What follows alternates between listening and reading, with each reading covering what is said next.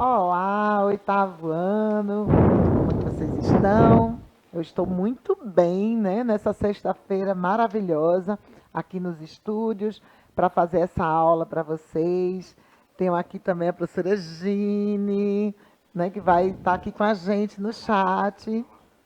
Então, daqui a pouco a Gine fala com vocês. Bora começar a nossa aula. Hoje a gente vai falar sobre propriedades do som ou parâmetros do som, né? Então vai ser uma aula bem interessante. A gente tem que fazer alguma coisa diferente hoje, porque a gente já falou desse assunto, né? Várias vezes vocês já têm estudado. Então a gente está tentando ampliar esse assunto para que ele fique rico e interessante para vocês.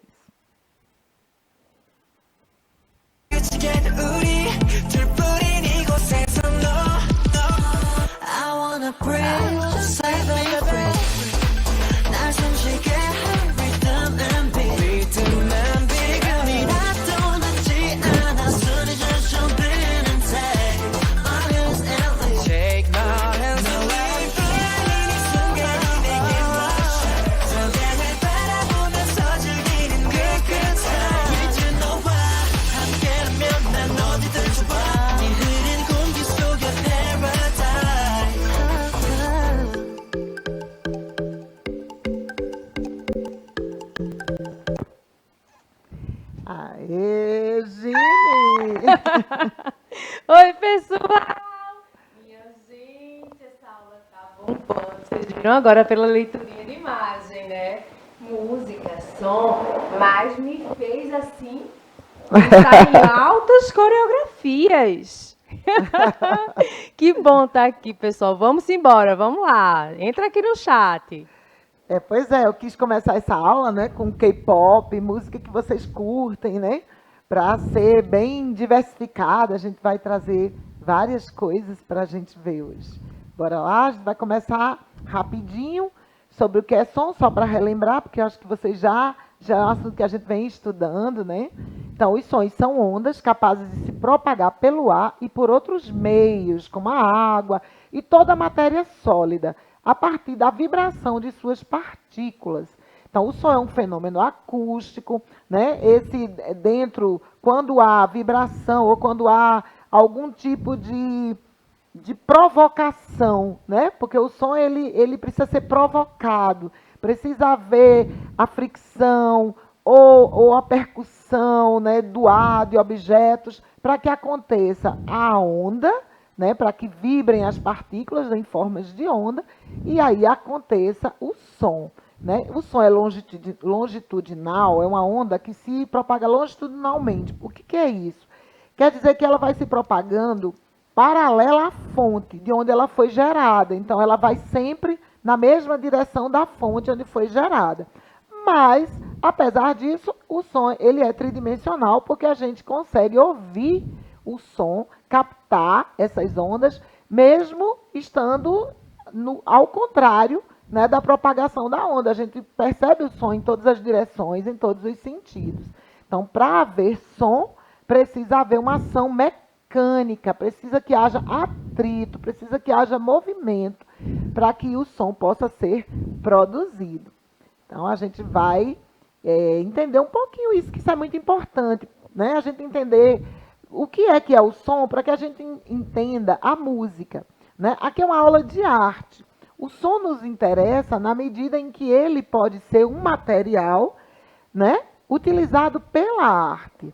Né, Gine? Sim. É muito importante a sonoridade, né? Porque é um dos nossos sentidos, né? É verdade. A audição, né? Você quer falar alguma coisa, Gine? A arte, né? Ela é a música vista como um elemento artístico, não é? Sim. E um elemento que informa, que traz para nós sentimento, né? Pois que é. mexe que informa, né? Pois é, a música ela tem como matéria-prima o som. E a gente precisa entender, porque, veja, quando uma corda de um instrumento, né, vibra, ela produz aí frequências sonoras que vai gerar aí uma diversidade de sonoridades. Então, é importante a gente entender isso, entender o que é o som, né? Então, o som, ele é como eu já disse, uma onda, ele vai se propagando e gerando frequências, amplitudes dentro de um espectro. O som ele é muito maior do que aquilo que a gente consegue ouvir, tá? O nosso ouvido ele só capta uma parte dessas frequências das ondas sonoras. Existe uma possibilidade de produção de sons numa frequência muito maior do que aquela que a gente consegue ouvir e mais baixa também. Os sons que estão além da nossa capacidade auditiva são chamados de ultrassons. E os sons que estão abaixo da nossa capacidade auditiva são chamados de infrassons. Então, o nosso ouvido, ele só capta os sons entre 20 e 20 mil Hz. Essa é a medida para as frequências sonoras, tá? Vocês lembram no início da aula que eu falei que a gente ia falar hoje sobre propriedades sonoras ou parâmetros? Por que a gente chama de um jeito ou de outro? Porque são as propriedades do som que podem ser medidas, mensuradas, comparadas, que podem servir de referência. Então, por isso a gente pode dizer também que são parâmetros, ok? Então, as frequências dos sons são medidas em Hertz e a gente ouve dentro dessa frequência de 20 a 20 mil. Acima de 20 mil, nosso ouvido não capta. O som está lá, mas a gente não ouve. Mas os cães podem ouvir, os gatos, os morcegos e uma série de outros animais que têm uma capacidade auditiva diferente da nossa, bem como os infrassons, né? Já é estudado que os elefantes eles conseguem ouvir uma frequência sonora diferente, né, mais baixa que a nossa. Então, é interessante isso. E aí, olha, vamos dar uma olhadinha nessa imagem. Né? Aí vocês estão vendo uma imagem gerada por ultrassom, né? O som gera imagem, que interessante, né? Tá vendo que tá ligado, gente? Pois é, esses sons tão altos, tão agudos, porque os ultrassons são sons agudos, eles são capazes de produzir imagem. Né? Quando aquele aparelhinho que coloca na barriga, ele gera ondas de vibração sonora com frequências muito altas. Quando elas encontram barreiras, elas vão produzindo ali uma imagem a partir de onde elas vão encontrando as barreiras. Nossa. Porque vocês lembram que eu falei que o som é mecânico, que ele precisa de um meio material? Então, ele também sofre a ação desse meio. Então, o som, embora ele atravesse as paredes, mas ele vai reduzindo. À medida que ele vai encontrando barreiras, ele vai também sofrendo alterações. Tá? É bem interessante essas propriedades do som. Vamos seguir? Ainda tem muita coisa para a gente ver. Bom, agora a gente vai falar um pouquinho sobre as fontes sonoras. Né? Fonte, quando a gente fala fonte, a gente lembra de duas coisas, ou de água, não é? Ou de energia. Mas o som é um fenômeno físico, né? Um fenômeno acústico, e se ele é um fenômeno físico, ele tem fonte. É de onde vem o som? De onde vêm os sons? Então, eles vêm de duas formas. Eles são construídos, formados, né, a partir de duas fontes. Ou as fontes naturais, que são todos os elementos da natureza, incluindo a gente. Né? Nesse momento, eu estou falando para vocês. Nesse momento, eu sou uma fonte sonora. Eu estou gerando som a partir da minha voz. Tá bom? Então, a voz dos animais, né? A voz de todos os animais, dos pássaros, né? que cantam, ou de outros animais que fazem outras sonoridades. O som também do trovão, das águas, dos rios, das cachoeiras, do mar. Todas as formas, né, da natureza, quando se movimentam ou se atritam, geram sonoridades, então são fontes sonoras naturais. Mas a gente também tem a capacidade de criar, né, e de produzir sons artificialmente, através dos aparelhos, tanto dos aparelhos sonoros, como dos aparelhos que não são sonoros, assim, não foram pensados para produzir sons. Né? A gente tem os aparelhos sonoros, que são os instrumentos musicais, e os aparelhos de som, rádio, celular, né? Caixas de som, que são instrumentos, aparelhos criados para reproduzir sons.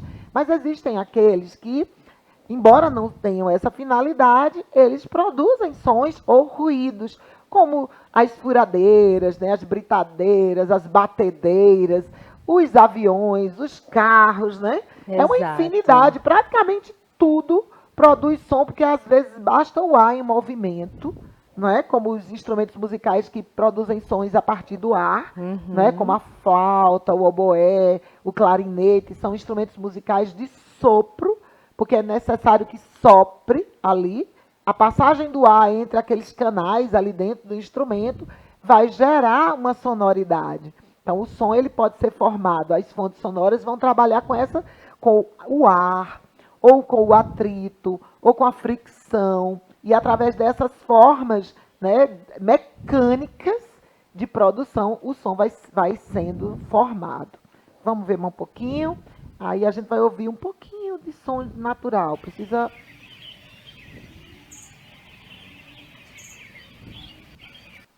Ah, quem tem um ouvido bom ouviu. Tá baixinho, né? Ah, Mas dá para ouvir, né, Gini?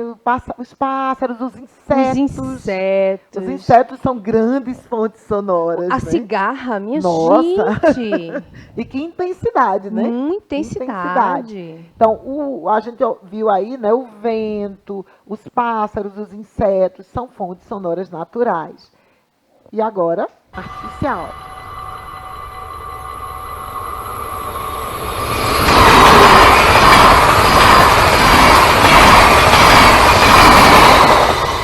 Sons bem intensos, né? Esse som. A gente viu aí alguns sons, né? A gente viu o som do sino que avisa que o trem, né? Não sei como é que chama Essa é uma sinalização, né? sinalização, né? Além, e É. depois a gente ouviu o som mesmo do trem passando, né? Dá para até sentir, né? O rispar, né? Nos trilhos, né? Isso. Daquelas Causa, inclusive, até sensação de de tremor, não é? tremor, exatamente. O som tem essa capacidade, Tem. né? De vibrar, às vezes até a ponto da gente sentir mesmo a vibração no corpo da gente, né? Uma caixa de som Verdade. muito alta bate no coração da gente, né? É. É forte aquilo. Pois é, gente, tá aí a nossa estradinha. Essa estradinha é para me lembrar que ainda tem muita coisa para a gente ver. Vamos embora. Bora lá. Agora a gente vai entrar propriamente, né, nas propriedades do som ou nos parâmetros do som, né? Que eu já expliquei por que a gente fala assim. Propriedades porque é tudo que compõe o som. E os parâmetros porque eles podem ser medidos, mensurados, eles podem ser comparados, eles podem ser uma referência para outras percepções. Por isso a gente também pode chamar de parâmetros, tá bom? Então são 4, que são intensidade, timbre, altura e duração. Essas propriedades elas estão presentes em todos os sons, tanto nos sons dos ruídos, né, do cotidiano, da vida da gente, quanto na música, tá bom? Então a gente vai ver um pouquinho disso do som como um todo e vai ver na música. Vamos seguindo. Então, vamos falar primeiro da propriedade do som, intensidade. Normalmente a gente usa um termo, né, errôneo para se referir a essa propriedade. A gente fala assim que o som está alto ou está baixo, né? Então a gente vai corrigir isso. A gente não pode dizer alto e baixo, porque alto e baixo se refere à propriedade altura, não intensidade. Então, na intensidade, a gente tem que se referir ao som como um som forte ou um som fraco. E como é que isso ocorre? Isso ocorre a partir das vibrações, tá? Da onda sonora.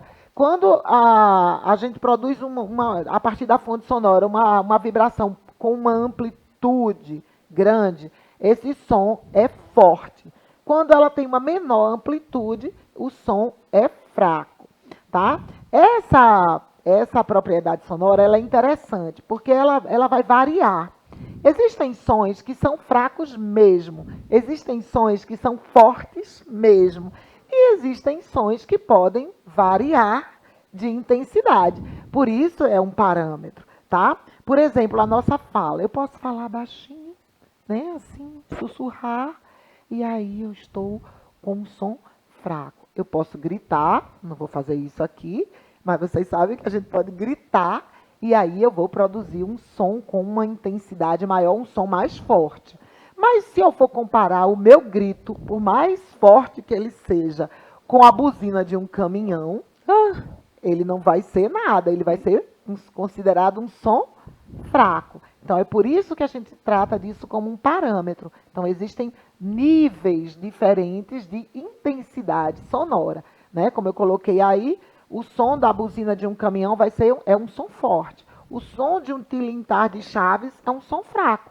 Mesmo que eu coloque muitas chaves nesse molho, ainda vai ser um som fraco. Ainda vai ser um som fraco, né? Então, é interessante isso, né? Muito. Tem propriedades que a gente não tem, como o timbre, a gente não tem como fazer tanto essa... Ele é mais intuitivo, né? mais subjetivo. Subjetivo. Mas a altura e a intensidade são sons, a duração também, que a gente pode intervir, né? Que há a possibilidade de intervenção e há uma diferenciação aí nesses níveis.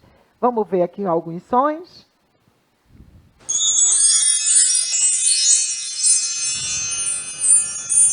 Aí um som fraco, né? Lembra o tilintar de chaves, né? Vamos ver agora os fortes. A gente tem aí o som de carrilhões, né? Que são sons que podem ser fracos também, depende do tamanho, né, do carrilhão, depende do tamanho do sino. Sim. Se tiver um sino enorme, né, como existe. Os sinos da igreja, né? De igreja que são bem grandes, né? Sim. Tem uns sinos assim de 3, 4 metros, Nossa, né? Então lindos. esses sinos vão produzir sons bem fortes que podem ser ouvidos longe, né? É verdade. Então, a altura depende, a intensidade vai depender da amplitude da onda, e essa amplitude também tem a ver com o material, com a fonte sonora, com a fonte que está gerando esse som. E aí, olha, os ruídos e os sons, eles podem ser medidos, eles são medidos por uma medida chamada decibel, que é 10 vezes uma medida chamada bel, que é uma grandeza utilizada para medir os sons. E eu coloquei um gráficozinho aí para mostrar a vocês a importância da gente ter cuidado com essa coisa do som. Porque, vejam, 10 decibéis é um som agradável de vento, de floresta, né? Uma sala de aula já vai estar lá nos 45, não, no 85. Uma biblioteca que tem menos barulho, né? Estaria em 45. O som de trânsito já vai lá para 100, 90. O som de uma guitarra já vai estar em 115, né? E o som, se você passar de 125 decibéis, esse som ele já vai causar dor no ouvido humano. Então, tenham muito cuidado com os fones de ouvido, porque eles podem prejudicar a sua audição. Tá? A gente, às vezes, quer ouvir uma música alta e tal, mas tenham muito cuidado. Né? Evitem colocações muito altas que possam prejudicar a sua audição. E aí, vocês vão ver agora o som, como é que está a intensidade, esse elemento na música. Né? Então, para medir ou para determinar, é usado esses termos aí, que são em italiano. Então, pianíssimo, são 2 pezinhos, que os artistas, os compositores vão colocando ali na partitura. Então, pianíssimo é um som bem fraquinho, né? Piano fraco, mesopiano, né? Já é meio termo, mesoforte. Aí o Fzinho é o forte e o FF é fortíssimo. Ainda bem que é italiano, porque se fosse em português ficaria complicado, porque forte e fraco começa com F. Com F, né? daria ruim. Oh. Mas daria-se um jeito, né? Seria FO para forte, FR para fraco, sigla. A gente é ótimo em siglas. Sempre daria-se um jeito. Vamos ouvir um pouquinho de música e ver como é que isso está na partitura? Opa!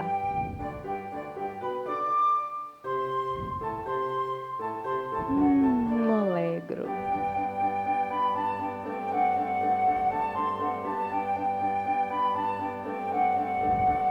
Lindo, né? Serenata ao Luar, de Mozart, uma música belíssima. Essa música ela é mais linear, né? Ela é linear, ela não altera muito as intensidades. Tá? Agora vamos falar um pouquinho do timbre. O timbre é a qualidade do som, é a subjetividade, aquilo que a gente já falou, né? É o que diferencia um som do outro, mesmo dentro da mesmo tipo de fonte, né? Cada voz, o ser humano é uma fonte sonora que produz, né, a voz, também outros sons, como o som da batida do coração e tal. Mas cada voz humana é única, né? Cada voz é, mesmo dentro da mesma família, que as vozes são parecidas, mas não são iguais. Não. Os instrumentos também, cada instrumento tem um timbre, né? Mesmo instrumentos iguais, não tem o mesmo timbre. Se você pegar dois violões, né? Você pega dois violões e ele sempre tem uma diferença. Uma diferencinha que quem tem um ouvido treinado consegue. Quem não tem um ouvido treinado, como eu, por exemplo, não vai perceber, mas quem tem um bom ouvido vai perceber isso sim. Então vamos ver aí, preste atenção nos timbres presentes nessa música.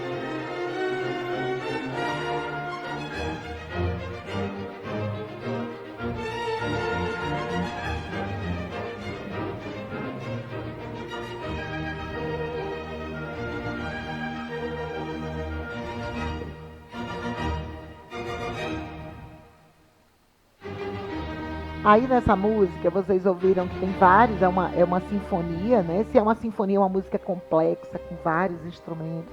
Então dá pra gente perceber as cordas, dá pra gente perceber o sopro, a flauta, a percussão.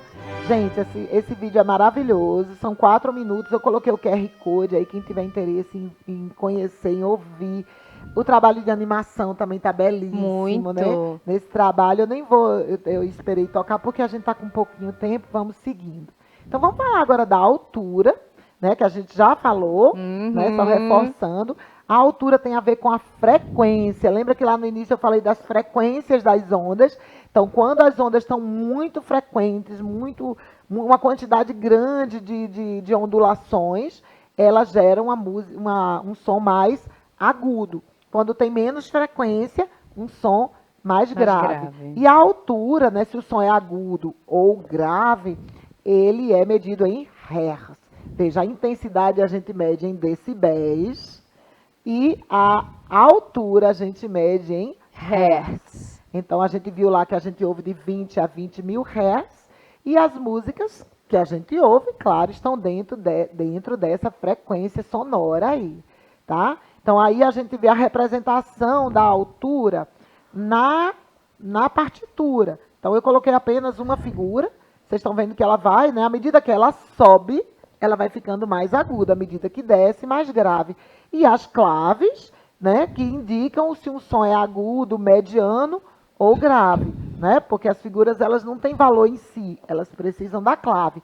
Quem quiser ver mais sobre isso, tem também um QR Code aí que leva para uma aula de notação musical que nós já fizemos. E quem não assistiu, é só acessar aí pelo QR Code. Vamos seguindo? Então vamos ouvir agora uma música.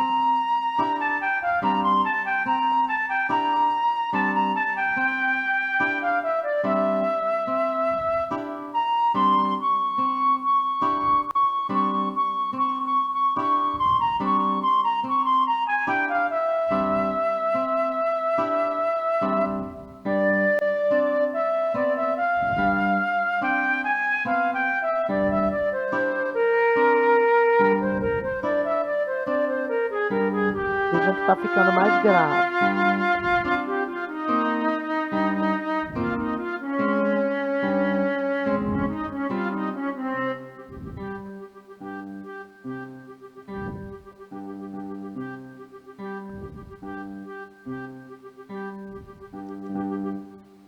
Então vocês viram aí que ela começa, né, bem aguda, né, com uma flauta. Depois outros instrumentos vão entrando, no final ela está bem mais grave. E dá para ver na partitura também. Você vê que começa com as notinhas, né, mais altas, lá nas últimas linhas do pentagrama, lá no Si, no segundo Dó, e depois ela vai baixando, já termina no Ré, né? Já num Dó, nas notas mais baixas ali no pentagrama. E é interessante porque no de sopro, né, o instrumento de sopro, que é o que mais está sobressaindo aí nesse momento, assim, e que eu senti mais, a gente vê muito nítido, não é? Sim, sim. Muito nítido. Você vê lá na partitura. Pois é, gente, a gente viu a altura, essa música que vocês ouviram, é uma versão, né, do Bolero de Ravel, e quem não conhece, vale a pena conhecer, é uma música belíssima. Né, vamos seguindo, agora a gente vai concluindo com a última propriedade, que é a duração, E a duração tem a ver mesmo com o tempo em que a onda vibra, né? Se a onda vibra por um tempo maior, então ela vai gerar um som longo, e se ela vibra menos, ela vai gerar um som curto. A duração, ela também pode ser, né, mexida. Alguns sons não, por exemplo, como a palma. Não tem como eu fazer uma palma longa, um bip longo, não Né? é? A palma, ela é curta, é um som curto, pá, né? Bip, bip, bip. Eu posso repetir a palma, mas cada palma vai ser um único som curto. Já uma sirene vai gerar um som longo. Na Isso. música, aí a música é outro nível, né? A Né? música, os compositores vão utilizar dessa propriedade sonora para fazer o ritmo, né? O que é o ritmo da música? É o tempo. É como o compositor e também os instrumentistas utilizam essa propriedade sonora, né, para criar as diversas sonoridades, né, os diversos ritmos da música. Então, é bem interessante a gente entender as propriedades sonoras dentro desse contexto da É arte. muito importante, porque quando você vai também ver dança, né? Sim, também. Ela está extremamente coligada, às vezes a coreografia até subordinada, como a do Bolero de Ravel, né? Maurice Béjart, ele fez isso, né? E toda a movimentação é em cima disso. Bora lá, gente. Bom, é isso, a gente está concluindo. Então, aí vocês estão vendo rapidamente a representação da duração na partitura, através das figuras de tempo, né? Vocês estão vendo aí várias figuras, tem a semibreve, a mínima, a semínima. Vocês observam que o tempo delas vai reduzindo a metade à medida em que elas vão ficando mais rápidas, né? Então, bota aí na tela, por favor, essas figuras. Então, vocês estão vendo aí, primeiro a semibreve, vale um tempo, a mínima meio, a semínima um quarto de tempo, a colcheia um oitavo de tempo, a semicolcheia um 16avos e por aí vai. Então, essa é a representação da duração do som na música. E para encerrar, vamos ouvir rapidinho aí, e vendo, aqui eu coloquei essa, porque vocês ouvem e veem a duração.